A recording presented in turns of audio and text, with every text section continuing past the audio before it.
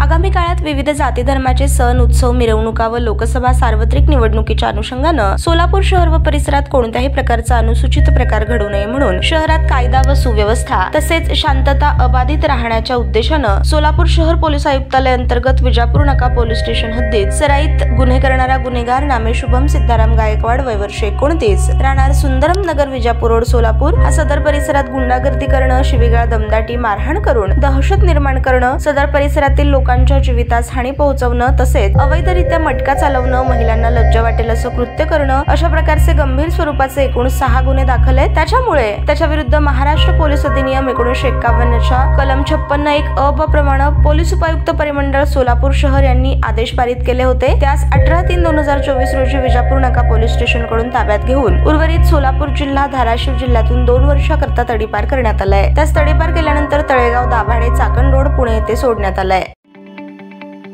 ताज्या बातम्या पाहण्यासाठी प्राईम महाराष्ट्र न्यूज चॅनलला सबस्क्राईब करा।